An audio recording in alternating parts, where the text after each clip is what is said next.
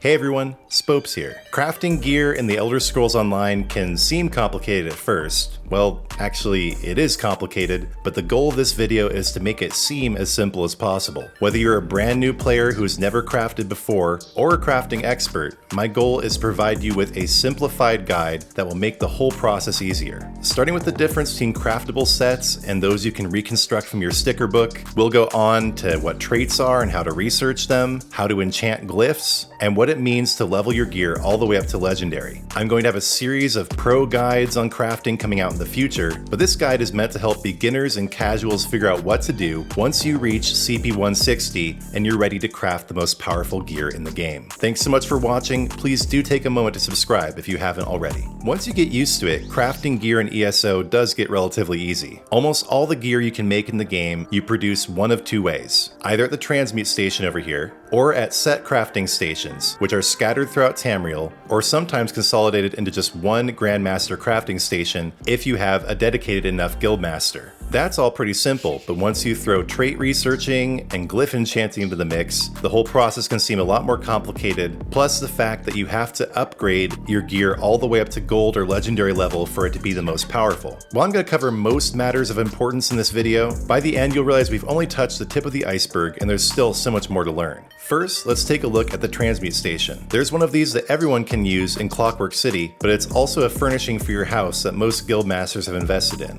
You can even get it in your own house when it comes through the crown store periodically. As you bind gear to your account in your adventures through Tamriel, it will start appearing in the Transmute Station under the Reconstruct tab. Whether it's dungeons, trials, or any other activity, gear you found and bound will appear in this menu where you can reconstruct it. The cost to reconstruct starts pretty high when you haven't found many pieces, but it goes down to 25 Transmute Crystals per piece once you've found the entire set. When you transmute an item, you can create it in any trait that you've already researched for that item type. The same goes for Transmuting, which allows you to change an existing piece of gear to a different trait. However, this always costs 50 Transmute Crystals. The cost never goes down. Quite a bit of the gear you can craft in the game will appear as reconstructable in the Transmute Station. However, that's not every piece of gear that you can find in Tamriel. There are lots of item sets in the game that you can't find and that you have to craft instead. All throughout Tamriel, so that means the base zones, all the DLC zones, and even in Cyrodiil, you will find item crafting stations where you can craft items in specific sets. However, the material cost here is pretty high. Not only do you need a large amount of the highest tier of crafting material, but you also need the trait material. So for instance, if I want to make a piece in Twilight's Embrace, and I want it to be the highest level possible, I need 110 rubidite ingots, and I also need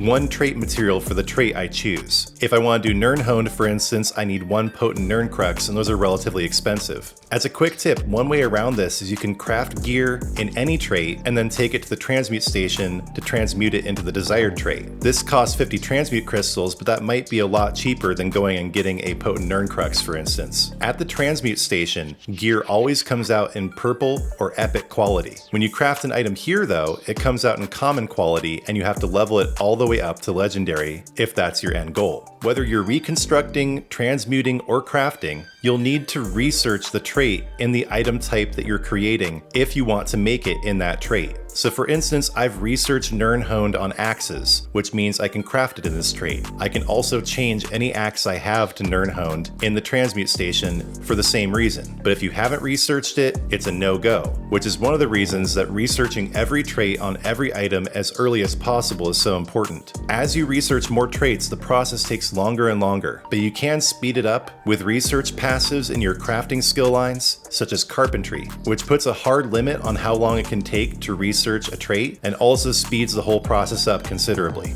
I can't stress enough how important it is to research early. Before you sell or deconstruct any item, take it to a crafting station first to see if you need to research that trait. We've covered most of the basics, but whether you produce it at the Transmute Station or you craft it at a set item crafting station, you will need to apply an enchantment to every item you make in order to make it as powerful as possible. You don't need any kind of special station for this, any enchanting table will do, but I do recommend leveling up your enchanting skill line and investing in all the passives to make sure you have access to the best glyphs in the game. There are different sets of available glyphs for armor, weapons, and jewelry, and making the best glyphs requires rare runes like kudas and hakejos. Whether you make them yourself or buy them from guild traders, glyphs are arguably one of the most expensive parts of crafting gear in the game. One way you can stock up on kudas is doing your daily enchanting writs, and for hakejos you can buy them in the Imperial City, and there are a few other methods for farming those that I'll mention in a later video. If you haven't maxed out your enchanting skills, my recommendation is just to buy the glyphs you need from guild traders. Or if you have the materials, sometimes a friend or guild member will be happy to craft them for you. For instance, on my weapon here, I have an Absorb Magicka enchantment, which procs every once in a while and does a little bit of extra magic damage while also restoring my Magicka.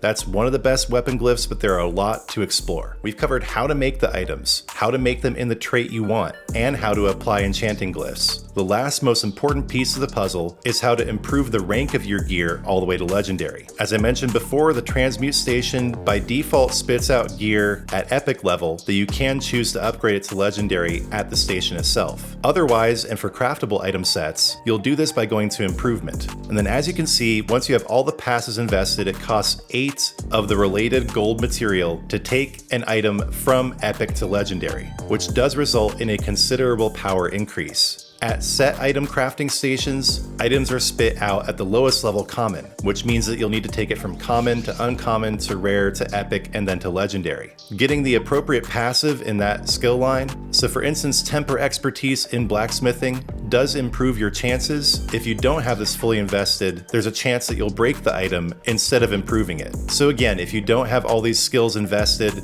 just provide the mats to a friend or a guildie and ask them to improve it for you. You can even get all the way around this just by buying the gold item from a guild trader, but that's usually more expensive than just doing it yourself or asking a friend to help. The materials needed to get to fine, superior, and epic qualities are very cheap, but you'll find that the gold materials needed to get to legendary are much more expensive. One good way to replenish these is your daily crafting writs, as long as you have your crafting skills maxed out. What I mean by this is your chances to get these materials in your daily crafting writs are greatly improved when you've maxed metalworking under blacksmithing, tailoring under clothing, etc. You also need gold materials to get gear to the highest level when reconstructing at the Transmute Station, so there's really no way around the need for these gold items, which does mean if you have an excess of them, you can make quite a bit of gold selling them on the market. While I know there's a lot that I glossed over, again, this is meant to be an introductory guide to crafting. We've covered crafting at the Transmute Station, crafting at item set stations, creating glyphs, and improving gear to legendary. Just in closing, I'll cover one of the other categories of craftable items in the game, mythic items. These require the scrying skill line from the Greymoor chapter, which I have a video about, linked above and in the description. Once you've gotten to level 7 in scrying, you can find the leads for mythic items. There are 5 leads for each mythic, and once you've found all 5 of them, you can craft that mythic at a Transmute Station. To do so, you just go to Reconstruct, Miscellaneous, and then Antiquities. What's cool about reconstructing mythics is that they're always only 25 Transmute Crystals, and they come out at the highest level of quality. However, you still do need to craft a glyph and enchant it to get that extra bonus. If you're not making this gear for the character you're on, simply go to the bank and deposit it. Then you can go to the bank on your other character and withdraw the item ready to use at the highest level possible. Just running through everything we've covered one more time. There's really no point in crafting gear till you get to champion point 160. That's when you access the highest level of gear, which you can then improve with improvement materials and glyphs. The items that you find while adventuring in Tamriel, once they're bound to your account, you can reconstruct them at the Transmute Station for a decreasing cost as you find more items in that set, going down to just 25 crystals. You can also transmute any item that you found into any trait that you've already researched using the transmute function at the Transmute Station. For items that you can't find while adventuring, you'll need to create them at the specific item set crafting station found in the overworld, at a Grandmaster Crafting Station, or at a crafting station furnishing that hasn't been bundled into a Grandmaster Station. Grandmaster Stations cost a lot, while the individual crafting stations cost less, so depending on how far along the guild is, sometimes they'll have the individual stations instead of the Grandmaster. But the Grandmaster is a lot easier to use. I really recommend that you find a guild that has Grandmaster Stations just to save yourself the headache of running up and down this huge aisle of crafting stations. Whether you're making them at the Transmute Station or it's a crafted item set, you'll need to apply buy enchantments in order to make the gear as powerful as possible, which you make at the Enchanting Station.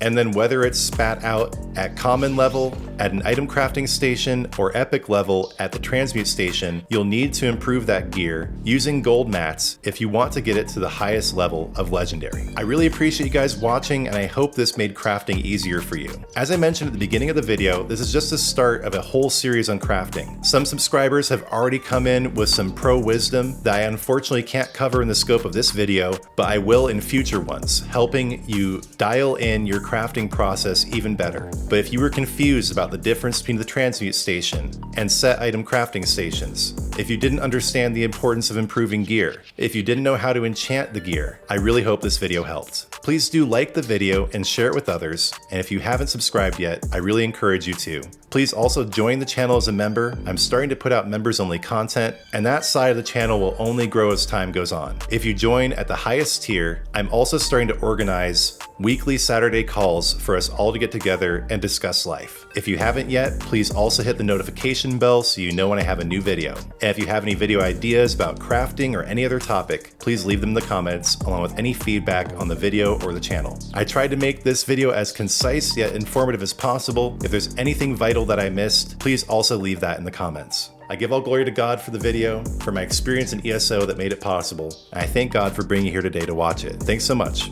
I'll see you soon.